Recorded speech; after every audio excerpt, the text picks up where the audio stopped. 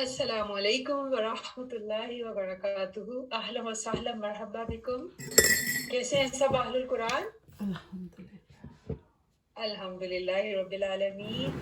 آج کی حفاظت کی دعا ہے، صحیح مسلم کی حدیث ہے۔ آپ صلی اللہ علیہ وآلہ وسلم اپنے صحابہ کو حکم دیا کرتے تھے کہ جب تم میں سے کوئی سونے کا ارادہ کرے تو وہ اپنی دائیں کروٹ پر سوئے اور پھر یہ دعا کہے: اے اللہ، آسمانوں اور زمین کے رب اور عرش عظیم کے رب، ہمارے رب اور تمام چیزوں کے رب، دانے اور گٹلی کو پھاڑنے والے، تورات، انجیل اور قرآن نازل کرنے والے، میں ہر اس چیز کے شر سے تیری پناہ چاہتی ہوں جس کی پیشانی تو پکڑے ہوئے ہے۔ اے اللہ، تو ہی اول ہے، بس تجھ سے پہلے کوئی چیز نہیں، تو ہی آخر ہے، بس تیرے بعد کوئی چیز نہیں، تو ہی ظاہر ہے، بس تجھ سے اوپر کوئی چیز نہیں، اور تو ہی ظاہر باطن ہے، جس سے تو ہی اور کوئی چیز نہیں، اور تو ہی باطن ہے، بس تیرے بعد کوئی چیز نہیں۔ مجھ سے قرض ادا کر دے اور مجھے فقر سے غنی کر دے۔ سبحان اللہ، اتنی پیاری دعا ہے۔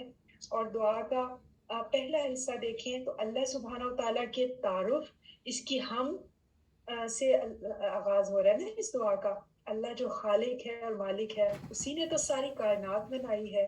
یہاں آسمانوں اور زمین کا ذکر ہے، یعنی آسمان اور زمین ایک سے زیادہ ہے نا، 7 آسمانوں اور زمین کا ذکر آتا ہے۔ تو ہمارے پاس کیا دلیل ہے کہ آسمان 7 ہیں؟ تو ہم دیکھتے ہیں قرآن سے کہ سورہ فصلت، جسے حامیم سجدہ بھی کہتے ہیں، قرآن کی 41 سورہ ہے اور اس کی آیا نمبر 12 ہے۔ اس کو دیکھتے ہیں۔ فَقَضَاهُنَّ سَبْعَ سَمَاوَاتٍ فِي يَوْمَيْنِ وَأَوْحَىٰ فِي كُلِّ سَمَاءٍ أَمْرَهَا وَزَيَّنَ السَّمَاءَ الدُّنْيَا بِمَصَابِيحَ وَحِفْظًا ذَلِكَ تَقْدِيرُ الْعَزِيزِ الْعَلِيمِ۔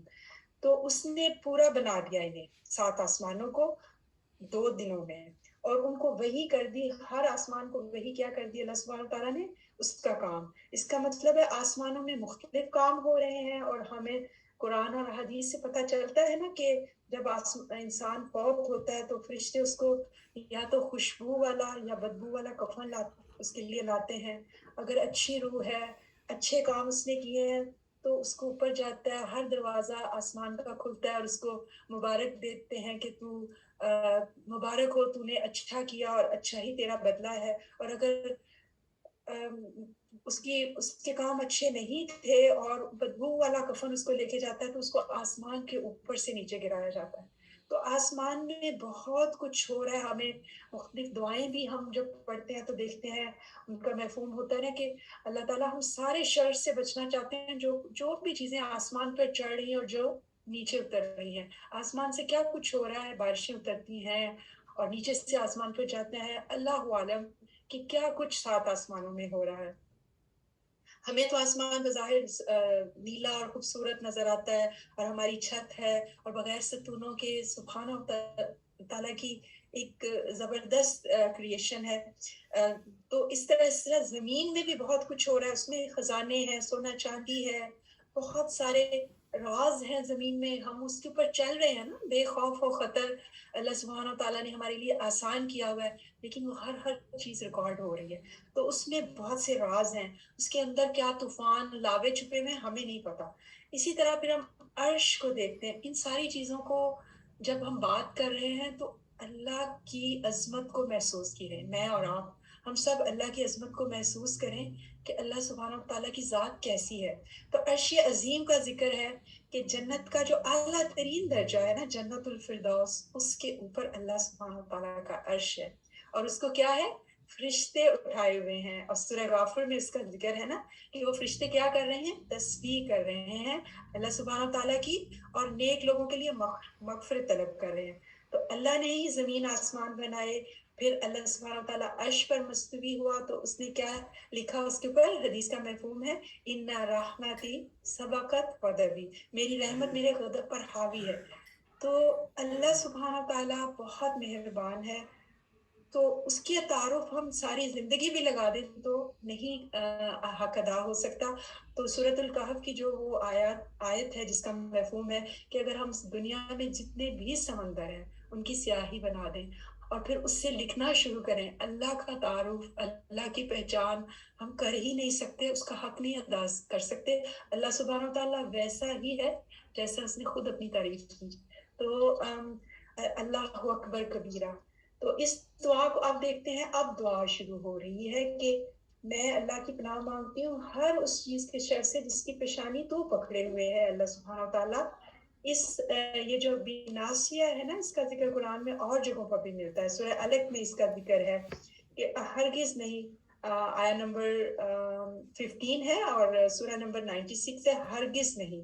البتہ اگر نہ وہ باز آیا تو ہم ضرور گھسیٹیں گے اسے پیشانی کے بالوں سے. یہ ابو جہل کے بارے میں بات ہو رہی ہے اور بھی جگہ اس کا ذکر ہے.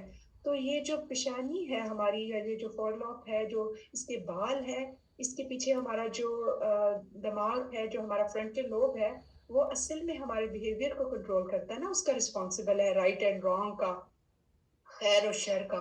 تو ہم یہ اللہ سبحانہ تعالیٰ کی سپرد کر رہے ہیں. اللہ سبحانہ تعالیٰ تو ہی ہے جو ہر طرح کے شر سے ہمیں محفوظ رکھ سکتا ہے. پھر اس کے بعد دیکھیں دعا اور کتنے خوبصورت اللہ سبحانہ کا مزید تعارف ہے. انت اول فلیس قبلک شیء، انت الآخر فلیس بعدک شیء. اگر اللہ سے پہلے کچھ ہوتا، اول ہوتا، تو پھر اللہ تو خالق نہ ہوتا نا. اللہ ہی سب سے پہلے ہے اور آخر میں بھی اللہ ہی سبحانہ تعالیٰ کی ذات ہے. سورہ رحمان میں ہے نا، کل من علیہا فان ویبقى وجہ ربک ذو الجلال والاکرام. تو اللہ سبحانہ تعالیٰ ہی کی ذات جو ہے وہ کامل ہے اور وہی ظاہر ہے، وہی باطن ہے. لا تدرک الابصار، کوئی ہمارے حواس، آنکھ، کان اس کا احاطہ ہی نہیں کر سکتے، کیونکہ لیسا کمثلہ شیء، اس جیسی تو کوئی چیز ہی نہیں ہے، اس جیسی کوئی مثال ہی نہیں ہے کہ ہم اللہ کی کوئی مثال دیں کہ وہ ایسا ہے یا ویسا ہے. انت الظاہر فلیس فوقک شیء، انت الباطن فلیس دونک شیء. تو یہ فوق جو ہے نا، ظاہر کو فوق کے اوپر کا بتایا جا رہا ہے کہ اللہ سے اوپر کچھ. ہمارے تو جو کچھ آنکھ کے سامنے ہوتا ہے ہمیں وہ نظر آتا ہے. اللہ سبحانہ تعالیٰ کو ظاہر اور باطن ہر چیز کا علم ہے. ہم کیا سوچ رہے ہیں، ہمارے دل میں سے خیال کیا گزرتا ہے دنیا میں، ایک درخت کا ایک پتا جو گرتا ہے اللہ سبحانہ تعالیٰ کو پتہ ہے. اس کے آگے کوئی آڑ نہیں ہے، کوئی پہاڑ، کوئی چیز اس کے آگے نہیں آتی. وہ ہر چیز کو جانتا ہے. کیا اور پھر ہے کہ قرض کے ساتھ اینڈ ہو رہا ہے کہ ہم قرض سے پناہ مانگ رہے ہیں. اتنی جامعت ہے اس دعا میں. نبی کریم صلی اللہ علیہ وسلم نے یہ دعا اپنی بیٹی فاطمہ کو بھی سکھائی رضی اللہ تعالیٰ عنہ. تو سب سے پہلی چیز کس کو دی جاتی ہے نا، اپنے بچوں کو. تو ہم بھی اس کو اپنے لیے باندھ لیں. اور سورہ قرآن کی سورہ حدید میں بھی آیت نمبر 3 میں بھی دیکھیں یہی والا ہے، ہوا اول و آخر و ظاہر و باطن. تو یہ جو ابن کثیر کہتے ہیں کہ 1000 آیتوں سے بہتر ہے نا یہ اول اور آخر کا ورد. اور یہ جو ظاہر اور باطن، یہ 4 خوبصورت جو نام ہیں، اگر ہم ان کے ساتھ اللہ سبحانہ تعالیٰ سے مدد مانگیں گے، دعائیں مانگیں گے، تو یقیناً قبول ہوگی. اللہ سبحانہ تعالیٰ کو ہماری دعا کی اور ہماری تعریف کی ضرورت نہیں ہے، ہمیں ہی ہے. سورہ حدید کی آیت کے ساتھ اس کا ختم کرتی ہوں کہ سبح للہ ما فی السماوات و ما فی الارض وہو العزیز الحکیم. تو یہ خالص توحید کا بھی اس میں ذکر ہے، اللہ کا تعارف ہے. اور اللہ تعالیٰ کی رحمت متوجہ ہوتی ہے جب ہم اللہ کے خوبصورت ناموں کے ساتھ، اس کی تعریف کے ساتھ اظہار کرتے ہیں. تو اللہ سبحانہ تعالیٰ مجھے اور آپ کو یہ دعا مانگنے والا اور رات کو سوتے وقت یہ پڑھنی ہے، اور کسی وقت بھی اللہ سبحانہ تعالیٰ کی محبت، رحمت لینے کے لیے کر سکتے ہیں. اللہ تعالیٰ ہم سب کو اس پہ عمل کرنے والا اور پڑھنے والا